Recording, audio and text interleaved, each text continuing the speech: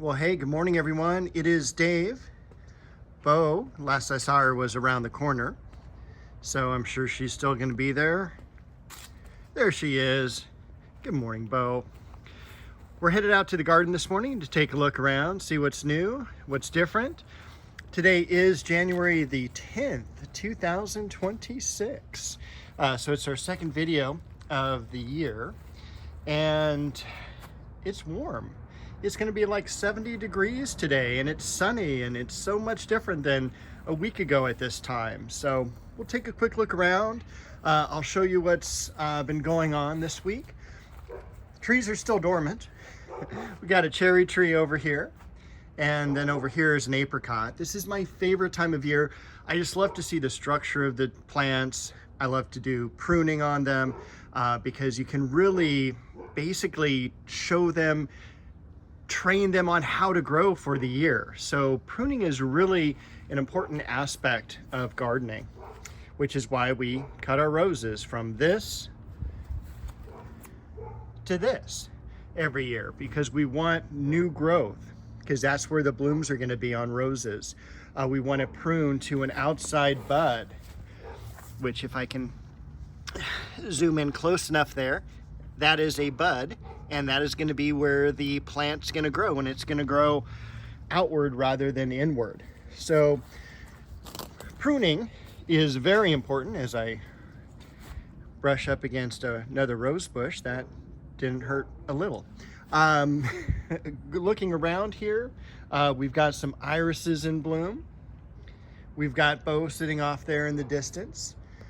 We've got some dead stalks of lilies, so it lets us know where the bulbs are. You can see definitely that the stake here is in the wrong place, but I think I left it there because it's pretty much split and I need to replace the stake.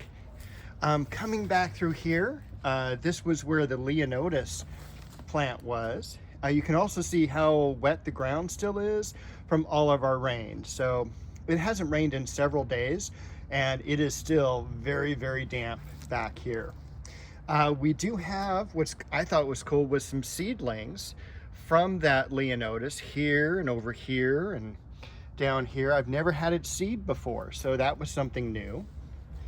We've got down here, probably over here is a little bit better showing you, Oxalis blooming. This is not good. This is a weed. We've got over here the back side. Normally you see the front side of the olive bush, and so right now it's about 5 to 6 feet in height, and it's supposed to get up to about 10. So I thought that would be really cool. Compared to the fence here, it would be kind of like a miniature tree and help to balance out this area back here. We've got Y-E-W. A lot of people think the yew is the podocarpus, especially here in Southern California. We call it the yew pine, but this is actually a true English yew.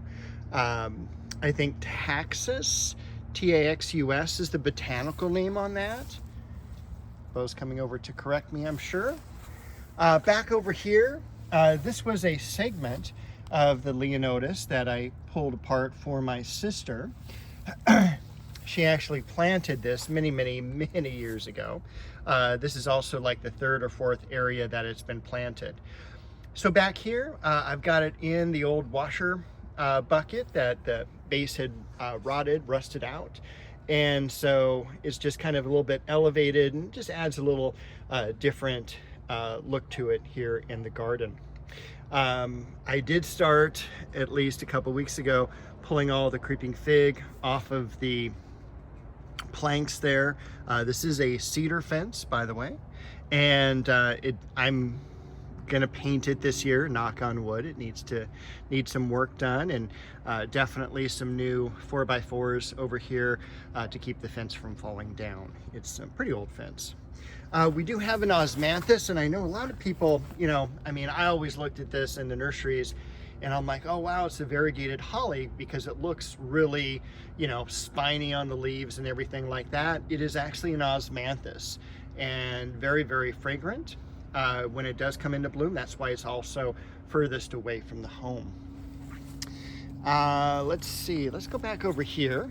Say hi to Bo real quick. Most of all the roses have been pruned back here with the exception of 1, 2, 3, 4, 5 roses, and then the climbing roses. Apologize for all the sunlight here because it's very, very bright this morning. We've got even what's cool down here is a begonia. Let's zoom over here in the shade. Look at that beautiful Westringia, blood lily, and then down over here, look at all of the scilla bulbs that are coming up. And when you think about it, like each of those little swirls of leaves coming up like this here is a bulb underneath. So, I mean, right here, just in this area, you've got 10, 12, 15, 20 bulbs. These do multiply like crazy. I mean, look at how many of them are over here. That's pretty amazing. And scilla is just one of my favorite flowers. And it makes a beautiful edging along these railroad ties.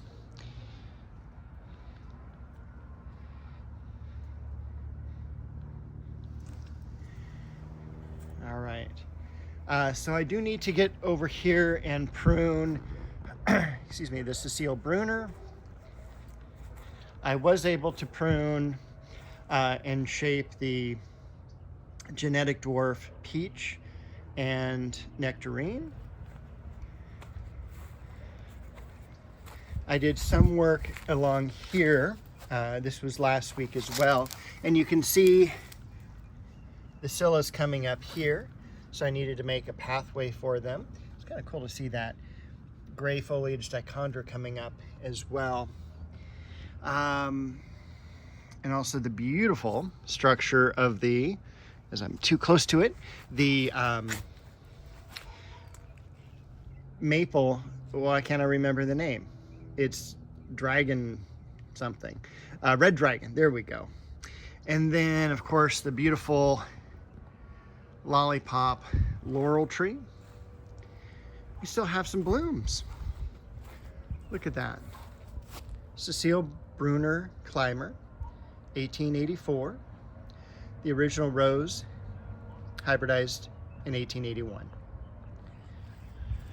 All right, let's go across the yard. But before we do, there we go. Beautiful shape of the Sangugaku Japanese maple.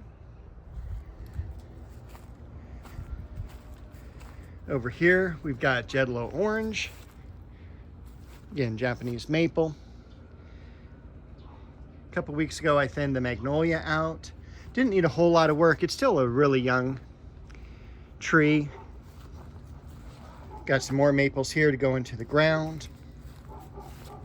Up along the back of the pond area, the liriope, bloodgood, the daylilies. These will be shifted back so I can continue that wooden scalloping all the way over here. In the back, we've got a Wilma cypress here. The variegated plants there, those are Pittosporum, tenuifolium variegatum. Gardenias, just the regular vechi or ever-blooming gardenia. In the back, that is another Japanese maple. That is Makawa Yetsubusa. We've got the Heliotropium Ecuador. Look at that beautiful blossom. I mean, that is so amazing. And it has good fragrance to it as well. It's being held up by the leaf or the stem of the Chiananthus tree. I did prune the Chiananthus tree, so I can't wait for that to take off this year. We've got Pinus sylvestris, penguin pine here. It's done really well. It's been in the ground, I believe, not only a full year, probably a year and a half. All the liriope cut back, cleaned up. Regular liriope, that's silver dragon over there. An aglamorpha fern. More daylilies. And remember when I was going through weeding this area, I cut these back all the way to the ground. So, not to the ground, but definitely you could see the cut back foliage, how much it's growing in the winter, you know, in a very shaded area of the yard. So this gets the least amount of sun during the year. The clivia, this I have had for years and years and years, probably since the 90s. Oddly, I always wanted a clivia, which is weird because I think it's an old grandma plant, but this has beautiful orange blossoms in springtime. I do have to cover it up in the summer because it will burn because it's not shaded enough. This is definitely a shade plant, and it can take a few hours of morning sun and winter sun, that's fine. But here it just like bleaches out and it will sunburn. There used to be a big liquid amber. Literally, there's the trunk of the tree that I'm sitting on, and it is, it used to be shaded. But since that was cut down, last couple years I've had to cover it with shade cloth. Fortunately, it has survived pretty well. All right. A couple old-timey, again, antique roses there and there. This is the area that I worked on this past week. So I was able to weed through this area. As you know, I've reset the rocks here. The rock bed used to end kind of right over past the Shishigashira. And I just decided, hey, I'm just gonna go ahead and make this an extended bed over here. And so that's what I did. I moved the plumeria this past week. I would normally, in different climates, move them in a different time because this is the winter time. I mean, and they are frost tender. So here, we don't generally get frost too bad. We did get down to about 40, maybe 39 the other night, but it's been a fairly warm winter, knock on wood. And so I felt it was okay to go ahead and move it. And it is a fairly protected area where it's at. And so I just shifted it back about a foot so it's not in this area, because this is going to be a pathway. So I'm going to have a pathway of just green grass up through here, okay? And so this was like already, you know, over to the side and, you know, going to block the area. We've got, I believe this is a cedar tree.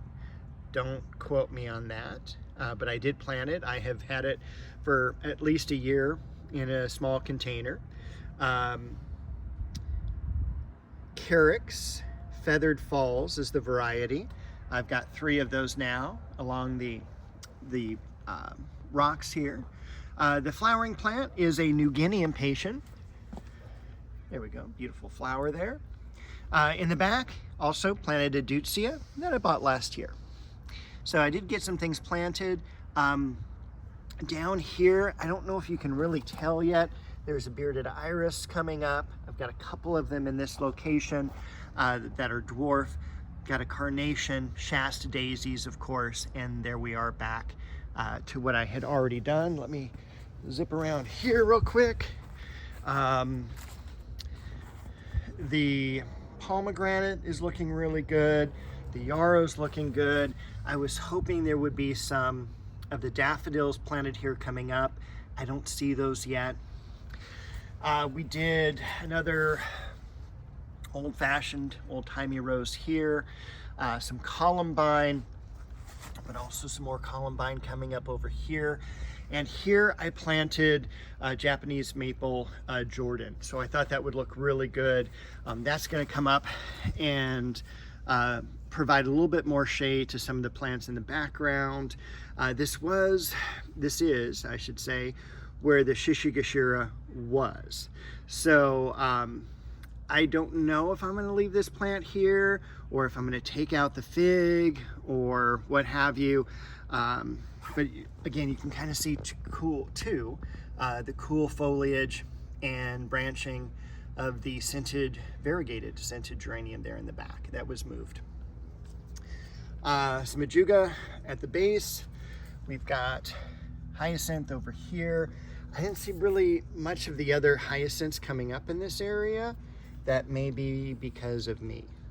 So occasionally things do get cut up here, but I've got a whole bunch of other hyacinths coming up in other parts of the yard.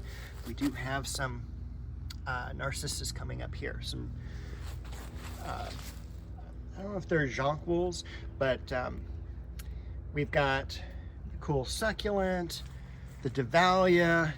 Not much to tell you about this area here. Now, some more oxalis blooming. This has always been in the yard, this yellow flowering oxalis. Cool foliage, always comes back. Again, it's a weed, it's not a plant, but it is a nice winter color. Look at the beautiful African daisies here. I also need to get in and separate some of the Shastas here before we get too much larger.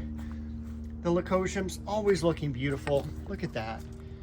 We've talked about these, what, for 3 weeks now? Back in this area here,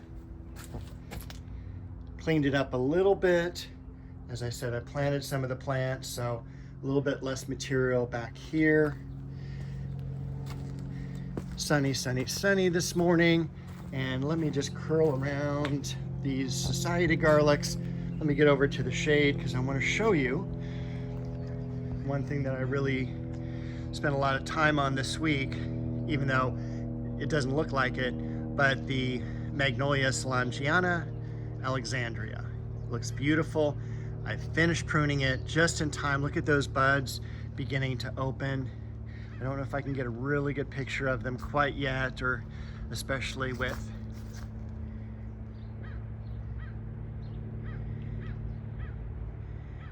top ones are opening first. So these will open soon. I'll show you the insides of them. And of course they have a really nice fragrance to them. Very light, so they can be close to the house and everything, but definitely a smell of what I would consider winter time, you know, early year freshness. So these are really cool. That's where I'm gonna end the video today. Happy gardening, everyone. I'll see you next week.